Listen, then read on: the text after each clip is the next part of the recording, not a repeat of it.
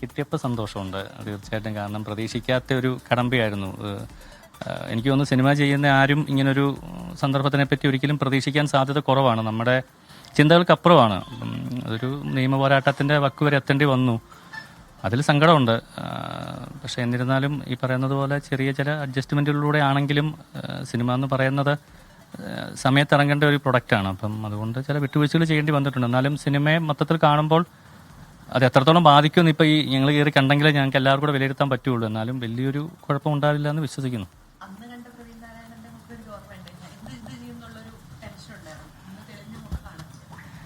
അത് സത്യസന്ധമായ കാര്യമാണ്. അന്ന് കാണുമ്പോൾ എന്താണെന്ന് വെച്ചാൽ നമുക്ക് എന്ത് പറയണം, എങ്ങനെ പറയണം, എന്ത് പറഞ്ഞാൽ അറിഞ്ഞുകൂടാ. കാരണം ഇത് മറ്റൊരാളുടെ കയ്യിൽ നിൽക്കുന്ന ഒരു സംഭവമാണ്. നമ്മൾ കോടതിയുടെ കയ്യിലാണ് ഉൾപ്പെടെ. അപ്പം അതിൻ്റേതായ ഒരു ആശങ്കകളുണ്ടായിരുന്നു. ഏതൊരു സമയത്തും ഞാൻ എല്ലാവരോടും പങ്കുവെക്കുന്ന ഒരു ആശങ്ക തന്നെയായിരുന്നു. കാരണം അതൊരു സർട്ടിഫിക്കേഷനാണ്. അത് കയ്യിൽ കിട്ടുന്നിടം വരെ ഇപ്പം എല്ലാവർക്കും അറിയാമല്ലോ, നമ്മുടെ ജീവിതത്തിലെ ഓരോ സർട്ടിഫിക്കറ്റ് വില്ലേജ് ഓഫീസിൽ നിന്ന് കിട്ടുന്നതാണെങ്കിൽ, ഇലക്ട്രിസിറ്റി ബോർഡിൽ നിന്ന് കിട്ടുന്നതാണെങ്കിൽ അതിൻ്റെ ഒരു വാല്യൂ അതുപോലെ തന്നെ ഒരു വലിയ വാല്യൂ ഉള്ളൊരു കാര്യമാണത്. അത് കിട്ടാതായിരുന്ന ഒരു നിമിഷം പകച്ചു പോയിട്ട് ഞങ്ങളെല്ലാവരും ഭയങ്കര ടെൻഷനിലായിരുന്നു, ഭയങ്കര ആശങ്കയിലായിരുന്നു.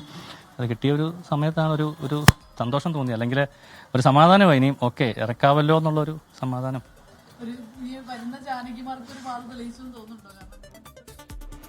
Janaki weavers state of Kerala സിനിമയ്ക്ക് പ്രദർശനാനുമതി ലഭിച്ചതിലെ സന്തോഷം പങ്കുവയ്ക്കുകയായിരുന്നു സംവിധായകൻ പ്രവീൺ നാരായണൻ.